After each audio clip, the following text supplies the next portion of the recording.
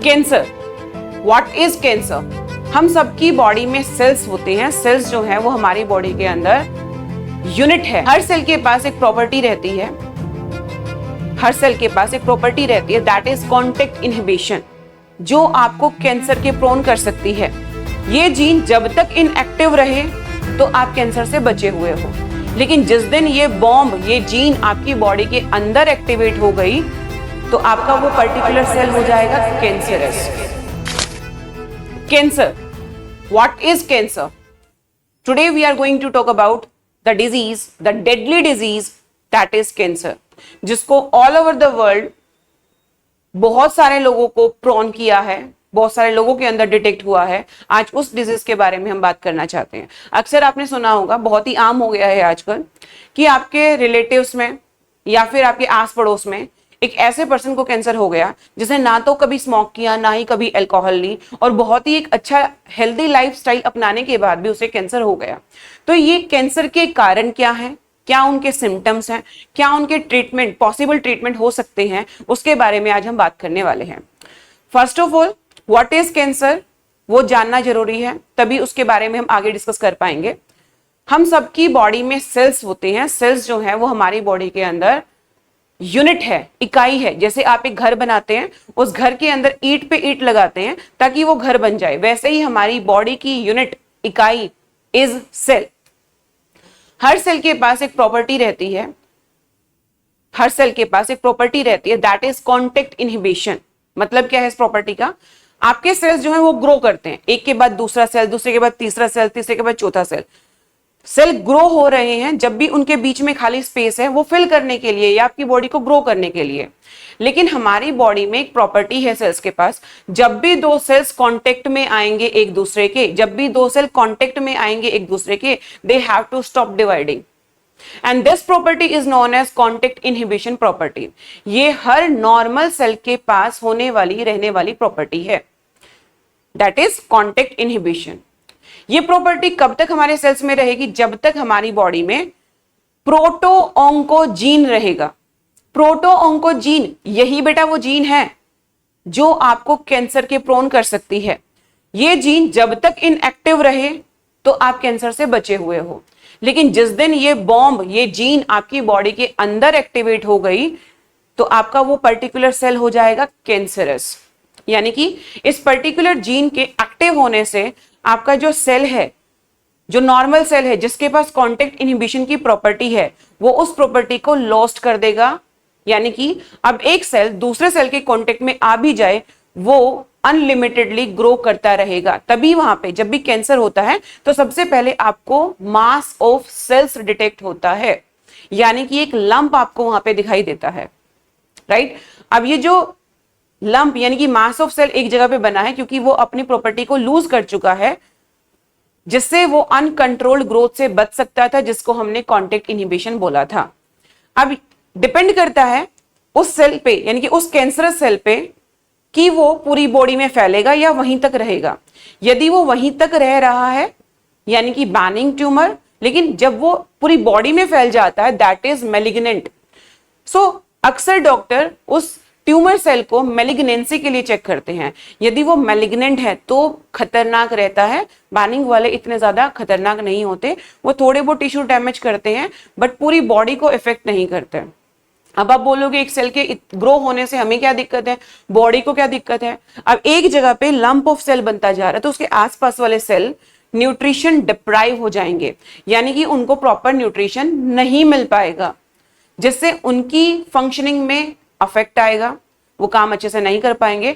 अब सोचो, ये ट्यूमर आपके ब्रेन में है, ब्रेन का हर पार्ट डेलिकेट है, किसी भी पार्ट के दब जाने की वजह से, क्योंकि एक पर्टिकुलर सेल अनकंट्रोल्ड ग्रोथ कर रहा है तो दूसरे सेल दबना शुरू हो जाएंगे, डैमेज होना शुरू हो जाएंगे, उनको न्यूट्रिशन प्रॉपर नहीं मिलेगा तो कोई ना कोई आपका ब्रेन फंक्शन डैमेज होगा, जिसकी वजह से आपकी पूरी बॉडी जो है वो डैमेज हो सकती है, कोई ना कोई पर्टिकुलर ऑर्गन डैमेज हो सकता है। तो बात करेंगे कि जो कैंसर है ये होता कैसे, कैसे वो जीन हमारी बॉडी के अंदर एक्टिव हो जाती है। जो पर्टिकुलर सब्सटेंस उसे एक्टिव करता है उसको हम बोलते हैं म्यूटेजेंस। क्योंकि कैंसर म्यूटेशंस की वजह से हुआ है। म्यूटेशंस हमेशा खतरनाक नहीं होती है, म्यूटेशन ही एवोल्यूशन का भी कारण है जिससे नई नई स्पीसीज आती है, लेकिन mutation can cause disease also. तो उस जीन के अंदर म्यूटेशन यानी कि चेंज आने की वजह से ऐसा हुआ। जो इस जीन के चेंज के लिए रिस्पॉन्सिबल है, जो सब्सटेंस, उसको बोलते हैं म्यूटेजन। अब ये म्यूटेजन कोई केमिकल भी हो सकता है, कोई फिजिकल भी हो सकता है, या फिर यूवी रेडिएशंस की हम बात करें जो कि स्किन कैंसर कोज करती है। तो ये different type of mutations can cause cancer into your body. अब हम बात करते हैं ट्रीटमेंट की। तो ट्रीटमेंट की हम बात करें तो ट्रीटमेंट में सबसे पहले जब भी डॉक्टर को शक होता है कि इस टिश्यू में, इस पर्टिकुलर टिश्यू में कैंसर हो सकता है, तो उसका हिस्टोपैथोलॉजी किया जाता है। हिस्टो मतलब टिश्यू को पैथोलॉजी लैब में लेके जाया जाएगा, उसको टेस्ट किया जाएगा for malignancy, for contact inhibition, कि वो कैंसरस है या नहीं है, कैंसरस है तो मेलिग्नेंट है या नहीं है। तो उसके बहुत सारे टेस्ट रहते हैं। इसके अलावा एक्सरेज, सीटी स्कैन यानी कि computed tomography, MRI, magnetic resonance, radiations को यहाँ पे यूज किया जा सकता है। कीमोथेरेपी, ट्रीटमेंट की बात करें, कीमोथेरेपी, या फिर आपकी बॉडी में कैंसर ऐसी जगह पे है जिस ऑर्गन को निकालने से भी हमारे बॉडी के लाइफ प्रोसेस में कोई इफेक्ट नहीं आएगा, तो उस पर्टिकुलर ऑर्गन को भी निकाला जा सकता है। फॉर एग्जांपल यूट्रस में कैंसर है तो उसको रिमूव कर दिया जाता है, ब्रेस्ट में कैंसर है तो उसको रिमूव कर दिया जाता है। तो बॉडी का कोई ऐसा पर्टिकुलर ऑर्गन है जिससे आपकी नॉर्मल फंक्शनिंग यानी कि लाइफ प्रोसेस के अंदर कोई अड़चन नहीं आने वाली, तो उस ऑर्गन को, उस पर्टिकुलर ऑर्गन को निकाल के फेंक दिया जाता है। लेकिन इन दैट केस वो कैंसर आपके बॉडी के दूसरे पार्ट में ना फैला हो, तभी सर्जरीज भी यहाँ पे एक ट्रीटमेंट ऑप्शन रहेंगी, अदरवाइज कुछ नहीं कर सकते। तो ट्रीटमेंट के अंदर कीमोथेरेपी, इम्यूनोथेरेपी की हम बात करें तो इंटरफेरॉन्स, आपकी बॉडी में इंटरफेरॉन्स हैं क्या? आपकी बॉडी के जो अफेक्टेड सेल्स होते हैं वो इंटरफेरॉन रिलीज करते हैं ताकि नॉन अफेक्टेड सेल्स अफेक्ट ना हो। समझो दोबारा से, interferons are the chemicals that is released by the affected cells of the body, ताकि नॉन अफेक्टेड सेल्स बच सके उस पर्टिकुलर इंफेक्शन से।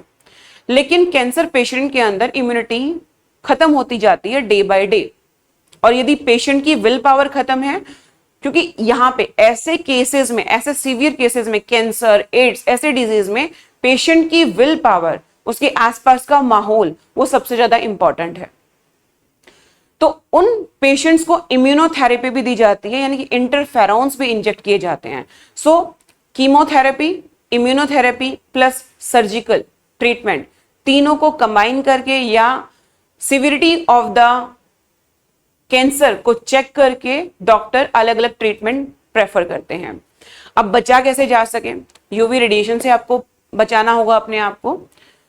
इसके अलावा जो भी आपके फास्ट फूड है बच्चों, लाइक पिज्जा की हम बात करें, उसके अंदर ऑरिगेनो होता है, दैट इज कैंसरस टू। जितने भी फास्ट फूड है, प्रिजर्वेटिव्स जो उनके अंदर डाले जाते हैं, दैट इज कैंसरस टू। तो बहुत सारे खाने की चीजें ऐसी हैं।